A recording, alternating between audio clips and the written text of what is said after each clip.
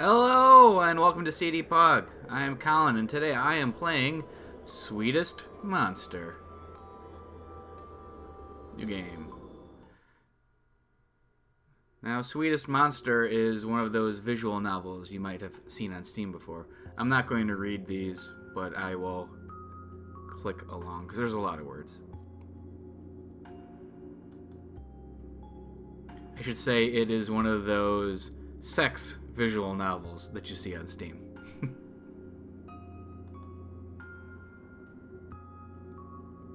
I should say it's one of those cat sex visual novels that you see on Steam.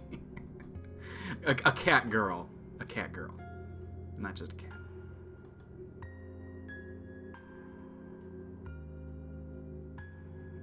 Cat lady. If you're bored with this intro, feel free to skip forward like a minute and 20 or so. We'll be done with it by then.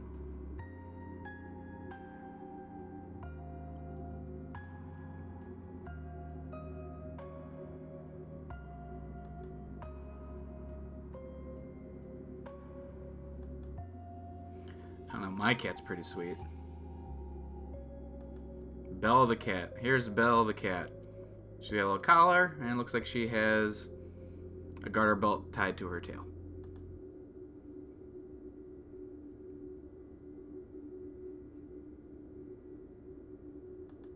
So the cat hated everyone. Cat would scratch you.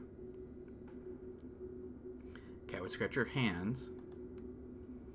Cat would cut you. These sounds like just normal cat things to me.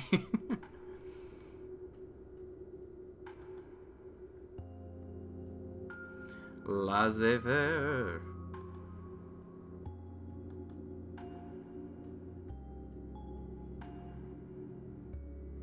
I mean, the thing is, like, you can avoid a cat most times, unless the cat is literally, like, sitting on the toilet.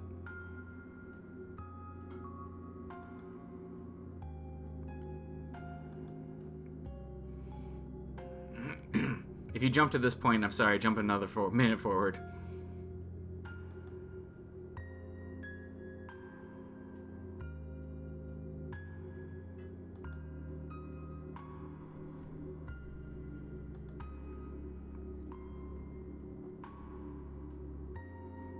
Chicken pen. How exciting. I knew somebody who actually raised chickens, but they didn't actually have a pen. They just had them in their backyard. They used to get in trouble all the time because apparently you're not just supposed to have chickens in your yard in the suburbs.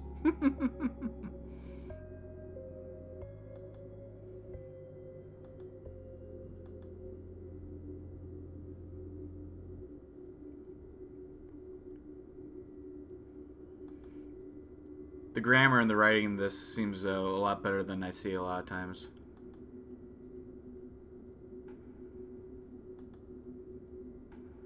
Time to rescue the cat who's drowning in the water. But he can't swim.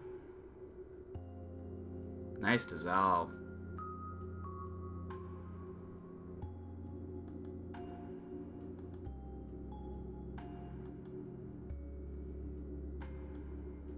If you jump forward a minute a second time, just wait now. It's only like 10 seconds left.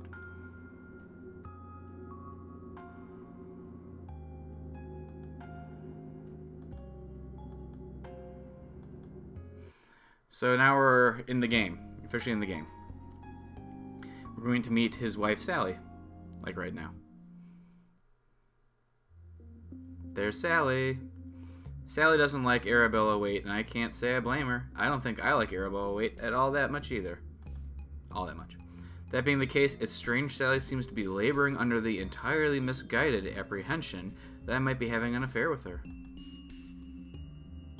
Sally says, "Why are you always so kind to that awful woman, Robin? I can't stand her, so I am Robin." The two of us are sitting together in the living room, the curtains drawn, the TV buzzing in the background like a particularly lackadaisical swarm of bees. I'm not sure what we're supposed to be watching because I haven't been paying any attention. I think it's some kind of crime drama. That would explain the stiff, lifeless corpse of a teenage girl sprawled across the TV screen, her hair wringing wet. Crime dramas have a strange fixation with dead girls, particularly drowned dead girls. Twin Peaks, maybe they think it's edgy, maybe they think it's sexy. The pre-Raphaelites sure seem to think so, given their unhealthy obsession with poor Ophelia. This game's doing some deep cuts here. Can't really comment on the sexiness, or otherwise, of this dead girl. She reminds me too much of Melly. Uh-oh, now we got Melly, too. We got 3 different girls now. Melly, Sally, and then Arabella. Robin, I know you can't stand her, Sal, but her money is worth just as much as anybody else's. Every little bit counts and all that. Sally, don't regurgitate advertising jingles at me, Robin. Even if they're catchy? Even so. I don't think Sally's watching the TV either. She's glaring at the wall, squeezing a cushion so tightly it would scream if it could. Why'd she have to come and pick Annette up so early? She knows her piano lessons don't finish until 5:30. Maybe she's lonely. So she decides to invade our home and invite herself in for coffee?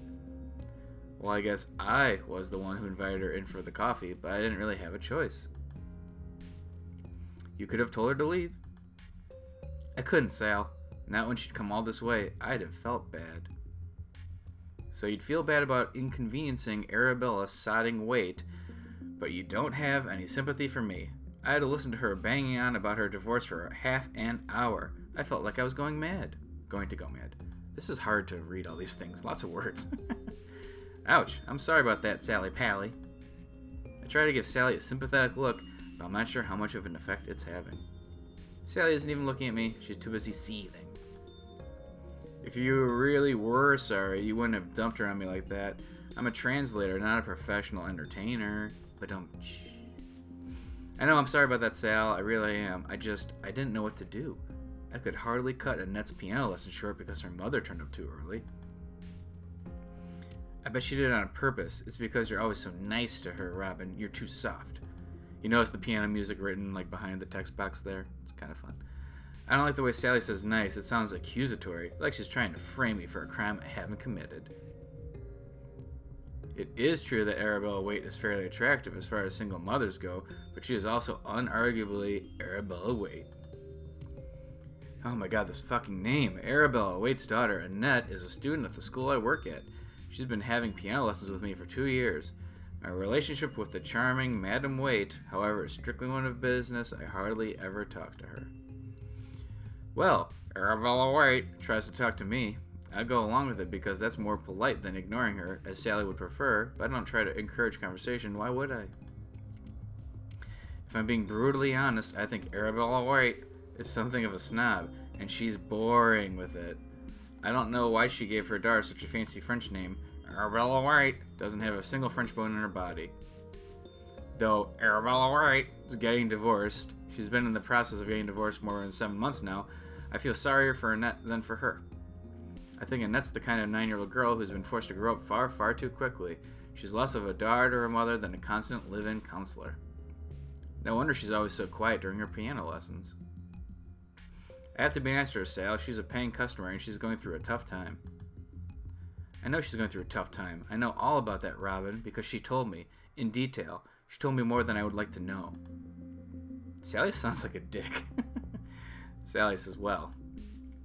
Sally sniffs. If the way she looks at you is anything to go by, I have no doubts as to why her last husband packed his bags. You're being a tad judgmental, don't you think? I'm not being judgmental. I'm just saying it like it is. She's always been far too friendly with you. Perhaps, but it's not like I returned her feelings, whatever they might be.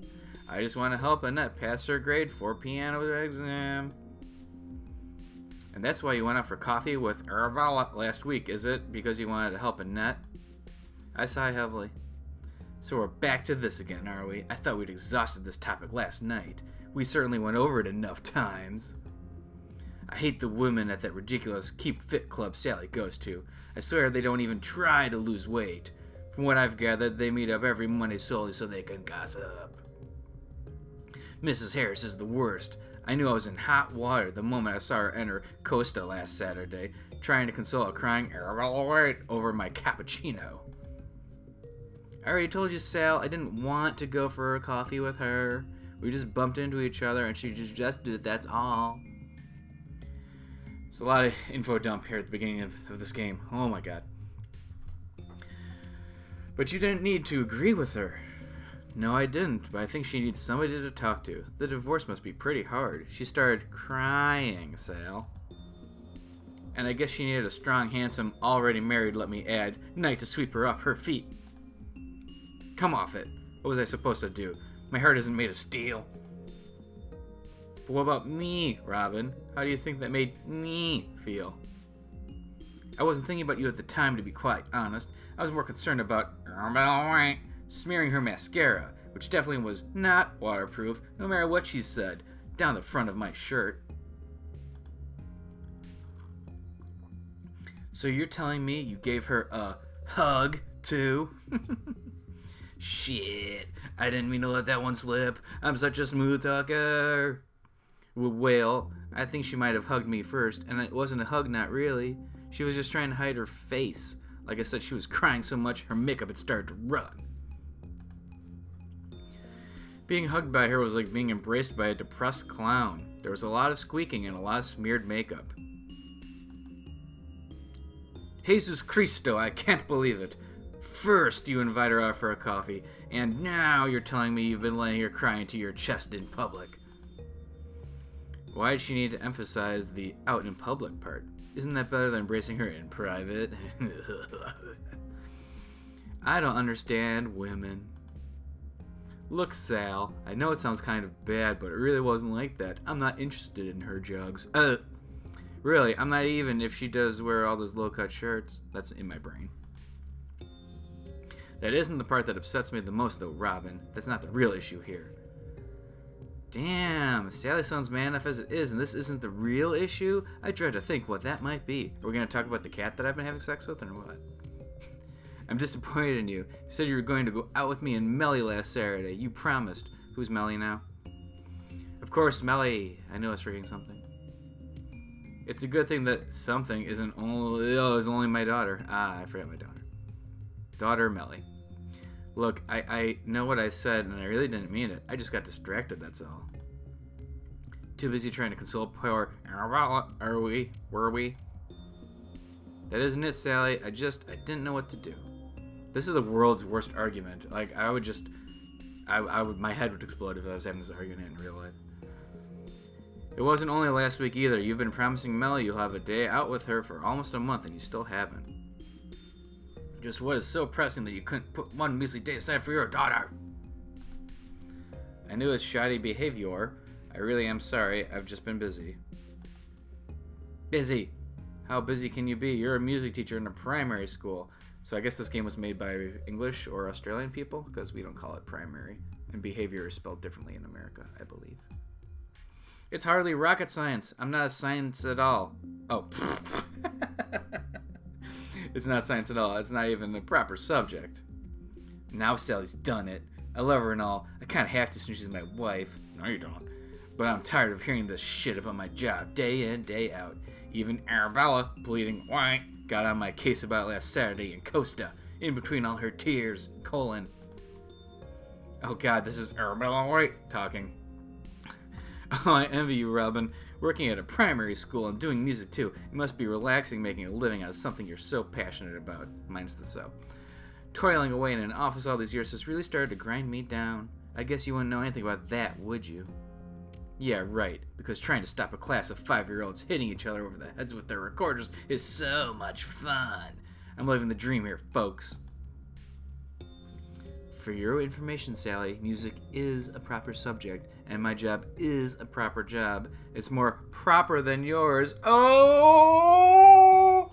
At least I actually leave the house. Sally stares at me, her face a pale death mask. God, this is a serious conversation. What was that, Robin? What did you just say? I know I've gone too far, but I can't back down now. It's already too late. In for a penny, in for a pound. I said my job is more proper than yours. Unlike you, I can't sit on my backside all day with the TV on in the background. How dare you say that to me? Just because I work from home, it doesn't mean my job is any less real than yours. Besides, music is nothing more than a hobby. It's not important, not in the grand schema of things. Music is necessary, no matter what you say. Being able to play an instrument is an important life skill. And that's why you stopped trying to teach Melly, is it? Because it's such an important life skill?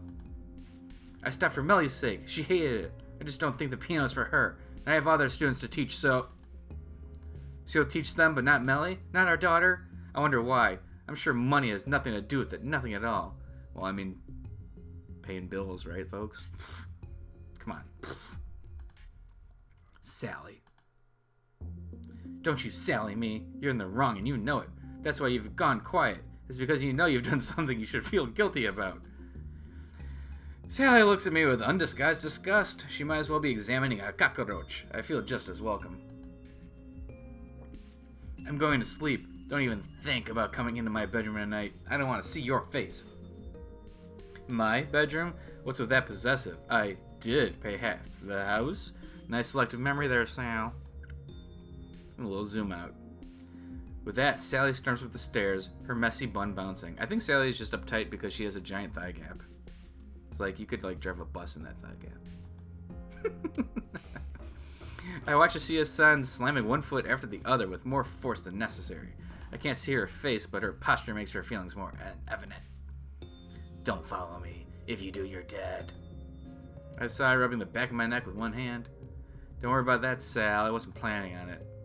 I might have almost drowned when I was a kid, but I'm not suicidal. Why does this guy think about things that happened 25 years earlier? Where's Catgirl? Where's the Catgirl? There's a river a short walk away from my house. Oh, sorry, not my house. Mine and Sally's. It would have been a little hypocritical for me to call Sally out for laying single-handed claim to our bedroom and then do the same thing about our home, wouldn't it? Let me try that again. I'm not rereading that. You're not going to make me game. Okay, I can read the second one. The river isn't pretty by any stretch of the imagination, hardly something to wax poetic over. Even the greatest of romantics would struggle to say something nice about it. The river is dark brown, choked with mud and dirt, and people use it as a kind of communal dustbin, ignoring the real bins that exist for that very purpose. AKA garbage can, guys. It's usually filled with broken beer bottles, carrier bags from the nearby supermarket, and fast food containers. It's not a pleasant sight. Once I saw a sofa soaking in there, unmoved by the torrent of muddy water that rushed at it. It isn't rare to see shopping trolleys basking in those murky depths, shallow more like, their motionless wheels aloft in the air. I don't pity the guys who have to dredge all that shit back out of that river. Must be a rotten job, far worse than mine. Christ, I wish my co-host Am was here to do some of this fucking talking. Whew. Most people, my wife included, look vaguely amused when I tell them I teach music in a primary school. So you play around with tambourines and castanets all day? But at least being a teacher is a respectable job. Semi-respectable. It's proper.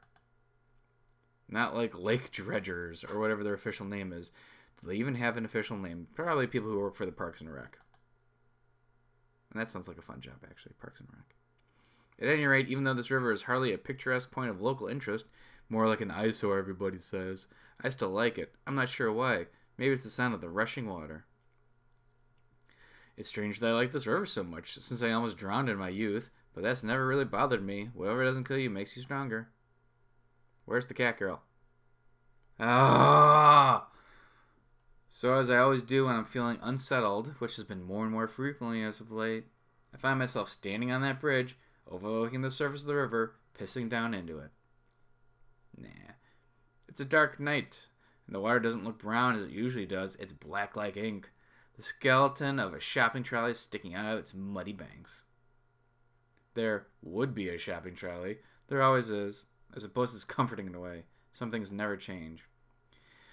Not like my relationship with Sally. That's changed a hell of a lot. It happened so gradually, too. I didn't even realize how much it had deteriorated until... Until what? I don't want to say until it was too late, because that sounds horribly maudlin, but... I sigh, resting my hands against the wrought iron railings. The iron is cold, chilled by the biting wind, and my fingers spasm. If I stay here for too long, I'm going to catch cold. I know that, but I can't bring myself to move. I continue to stand there, frozen, staring into the river. The water parts when it hits the shopping trolley, swirling about it in circles. Ah. Did I just feel a spot of moisture on my head? It's raining cats and dogs. Girl cats. Sexy girl cats. The rain starts to fall from the sky in a fine mist, light and ephemeral. Well, not that ephemeral. I'm still getting wet. I should go. I've dallied here long enough. Lost in my self-indulgent thoughts. Sally might be getting worried. Nah, bro. She's asleep. Then again, maybe not. I wonder. If I slipped and fell over the guardrail, would Sally mind? Would Melly? Maybe. Would, but I don't care what she thinks.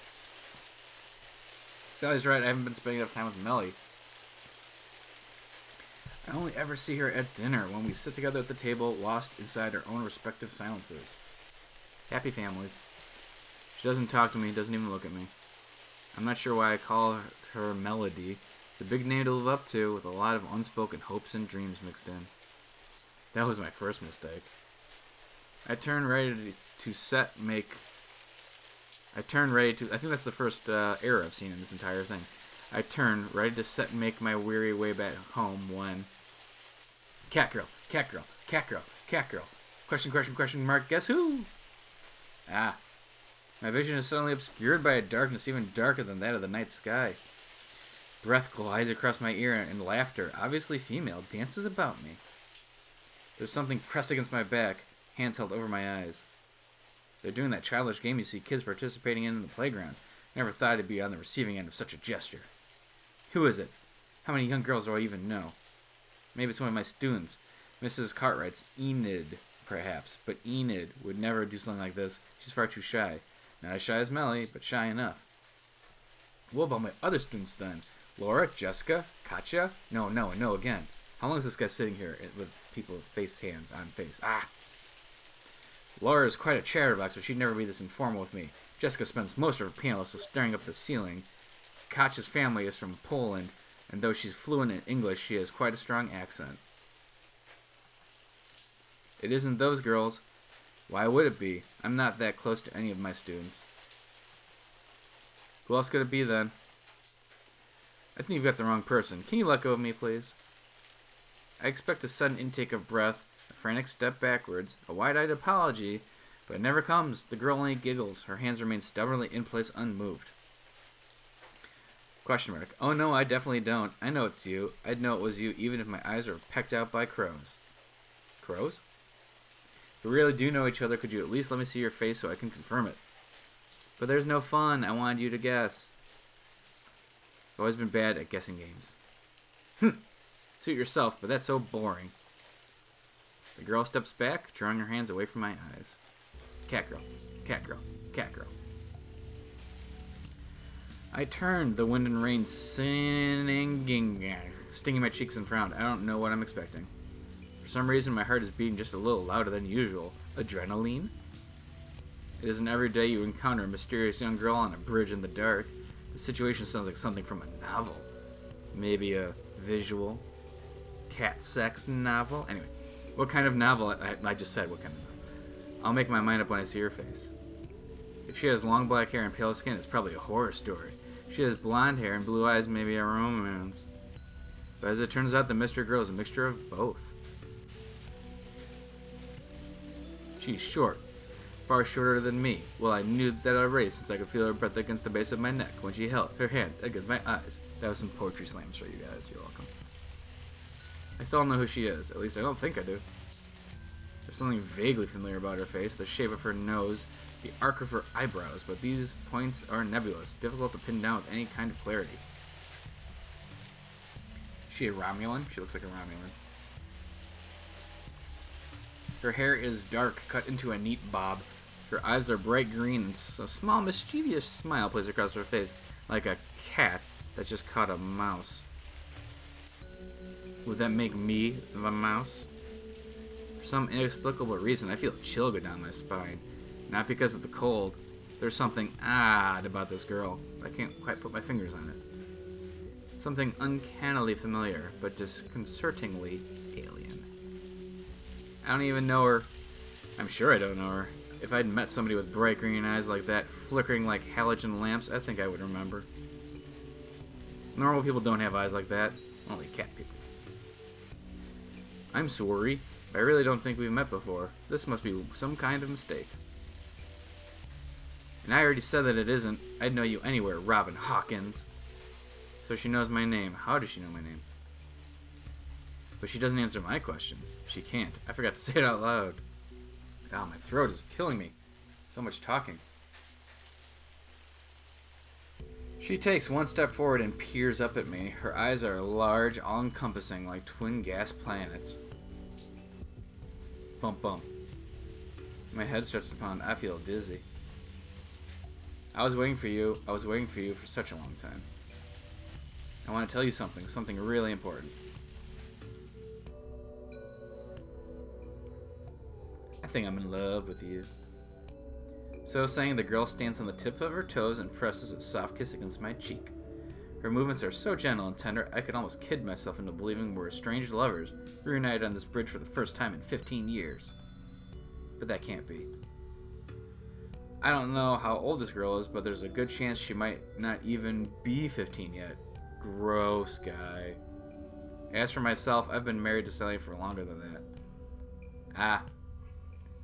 The thought of Sally is enough to pull me back to my senses, more effective than a slap across the face. I'm sorry, but... I take hold of the girl's shoulders, frighteningly bony, and push her away. Bump bump. She doesn't look surprised by my man-handling, woman-handling, teenager-handling, help me out here. Instead, she stares at me, eyes unblinking. To be honest, it's kind of unnerving. She blinks her second set of eyelids, just like a cat. Didn't say that. Can't deny that I'm flattered by the attention. What middle-aged man wouldn't be? But at the same time, I'm confused, anxious, and more than a little disturbed. What on earth was that all about? What? Why? Just who are you, anyway? Zoom in, pan right. Don't you remember? I thought that might jog your memory. Not that we've ever kissed before. That would have been weird. I really don't know. One of my old students? Do you usually let your students kiss you? Of course not. Good. I'm so happy I'm the only one. I can get awfully jealous, you know. But that doesn't help me out. I still don't know why. Alright, fine. I see we're not going to get anywhere without a little push. She pushes him into the river and he dies. She smiles, her eyes sparkling like precious jewels. First hydrogen planets, now jewels. This girl's eyes are an ever-changing mystery, a source of so many possible smiles that they've almost taken on mythic properties. Okay, relax, guy. It's inevitable. I've never seen a person with eyes like these before. In that case, there's just no way. How can that be possible? But it is. You're a freaking cat! I step backwards, my back collides against the wrought iron railings and cold seeps through my jacket into my skin. The girl stands in front of me, smiling coyly as though she hasn't done something shocking. Meow! There, growing right out of her scalp, are a pair of ears, a set of twitching black ears lined with white fur that tremble in the cold. Cat's ears. Cat's eyes. Cat's tail, too, peeking out beneath the hem of her dress. This must be a dream. This has to be a dream.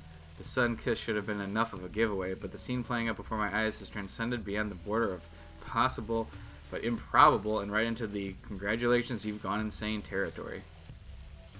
Maybe I've been outside longer than I thought. It must be the cold. I'm seeing things. What other explanation is there? This can't be real. There's just no way. Do you know who I am now? Slowly, stupidly, I open my mouth and say the very first thing that comes into my head. Belle? The girl's face lights up, wreathed with smiles. That's right, I'm Belle, your great Aunt Clarice's cat. Of course, that makes sense, doesn't it? It's Belle. She's come back to thank me for trying to save her, though she doesn't need saving to begin with. She didn't need saving to begin with. That's just how the world works. Those who do good deeds will get rewarded eventually. I think there's something about it in the Bible. I don't know if there's anything about catgirls in there, though. Granted, I never paid much attention in RE at school, so I can't be sure. I'm no priest. Don't know what RE means. Resident Evil. Falling into that river during my formative years must have scarred me more than I thought. And yet, despite my belief that this must be some kind of near-death induced dream, the girl, or Belle should I say, doesn't disappear, doesn't even flicker. She remains stubbornly solid, leaning her elbows against the iron railing as she stares out at the starry sky. If it weren't for the ears and tail, she would look like an ordinary girl. An ordinary girl who kisses middle-aged men in the middle of the night. Well, I suppose that isn't so unusual. Not really. Lots of girls do things like that. Some even make livings out of it. But this isn't the same. I know it's not the same. I'm not really a cat, you see. I can tell that much. Maybe you can now, but you were totally taken in before, right? You, your great Aunt Clarice, your parents, and everyone, really. It was a very convincing disguise. The best Halloween costume I've ever seen. Thanks. I managed to fool all you humans. But the other cats were less convinced. They must have known on some instinctive level I wasn't one of their own. That's probably why they didn't like me, didn't want me to come near me. Didn't want to come near me. That's true enough. Great Aunt Clarice's other cats, Smokey, Mitten, Snowdrop, Jasper, and Eric, never went near Belle. I always thought it was just a cat thing. You wouldn't get it. It's a cat thing. My body was that of a cat, but I was more than that. I've always been more. You said all you humans. Does that mean you're not human? Well, she's clearly not human. How perceptive. She grins. And how many humans do you know that can disguise themselves as a black cat for years upon years? Maybe not a black one specifically. You're funny. You're so freaked out right now, but you're trying hard to make jokes. I like it. Christ. I run a hand through my hair. It's damp and it clumps together in spikes. Water trickles down my forehead. This is ridiculous. How can a cat also be a girl? I don't understand. It's probably easiest to think of me as neither. I'm not a cat or a girl. Then what are you? I'm Batman. Words begin to flit through my mind, none of them are flattering. Squamous, eldritch, abomination. I'm actually, how can I phrase this? I suppose I would say spirit, but humans might say other harsher things like demon, devil, or monster. Monster, not too far from abomination then. At least she didn't say elder god. I was taking on the form of a cat out of necessity for a while. Didn't really want to, but I had no choice. I was too weak to assume a human form at the time, so I had to settle for something smaller. What do you mean you were too weak? Oh, I wanted to play this game until... I'm taking a break for a second, guys. I really wanted to play this game far enough to, like, at least get a picture of her, like, in a bikini or something like we did in that last one, but this has been over a half hour. I've been reading this whole time, and I'm dying. I'm going to literally play it... I'm going to play it to 35, and then I'm done. If there's no cleavage or whatever, I'm sorry. But that's all I can get you. I'm assuming you're watching this because you want to see cleavage. I can't explain it right now. It's a long and boring story, and you probably wouldn't understand. Probably not. You can't even understand the made-up sci-fi jargon in Doctor Who, so how would I ever be able to wrap my head around something like this? Do you remember when I fell into that lake in Clarice's garden? I wasn't paying attention, really. Lost in my own world. When you're a cat and you can't communicate with anyone, daydreaming is all you can do to pass the time. Of course I remember. I almost died. I suppose you have a point. Oh, shit. Sorry, skip that. I take it you spirits or whatever it is you are have more. Lives, maybe? She taps a finger against her nose, that teasing smile flitting about her face. Now, that would be telling. A woman has to have some secrets. I thought you said you weren't a girl. I'm not. There's a big difference between a girl and a woman. Alright, fine, I won't pry. But I still can't wrap my head around all this. Good boy. I don't appreciate the condescending tone. I am 42. And yet, despite your age, you are nothing more than a child compared to me. Just how old is this girl, sorry, woman? If we first met when I was 6, she must have been served a head start over me. Isn't it rude to ask what your age, though? I was so happy when you tried to help me back then. I mean, I wasn't in any danger, but the fact a human would risk their life in order to aid me was really touching. It really was touching. It wasn't touching, it was stupid. Don't be too hard on yourself, I appreciated it. People aren't very nice to us spirits, even when we masquerade as something else. Though they can never tell the difference, I think they can sense it. That might be true. My parents were never too struck on Belle. Neither was I. Wonder why, though. What are the general duties of your average run-of-the-mill spirit? Meeting out death, ferrying souls, heralding apocalypse. Okay, I'm just going to start clicking. I'm going to click until I see Underwear. You guys ready? Click, click, click, click, click, click, click, click, click, click, click, click, click, click, click. There's a lot of words in this visual novel. Almost like it's basically a novel with visuals. Where's the cleavage? Where's the cleavage? Oh, oh, oh, oh, oh, oh, oh, oh. Whoa, whoa, whoa. It just says boobs right there.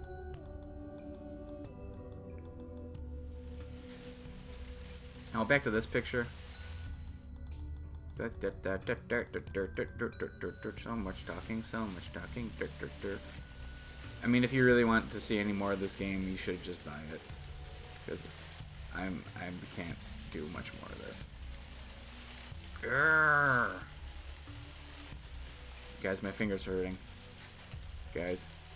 I know I said I was gonna end it at 35.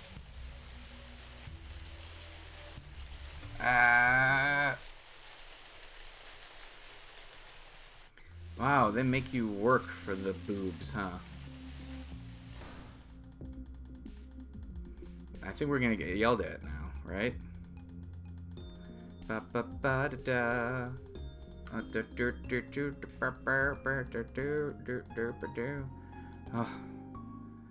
Oh no, Sally's gonna talk to us. Okay, I'm done. This was Sweetest Monster, guys. As you can see, it's a well-written visual novel. A lot of words, a lot of big words. Difficult to pronounce big words when you're especially talking for a half hour at a time. Supposedly there is sexy cat sex at some point, but I didn't see any. And I'm going to not play anymore. If you want to see more sexy cat sex, I suggest that you just buy the game, because it wasn't that much. But yeah, like I said, pretty well written. Pictures are nice. Music is ambient. No real complaints. This was CDPOG. Like and subscribe. Catch you next time. Later.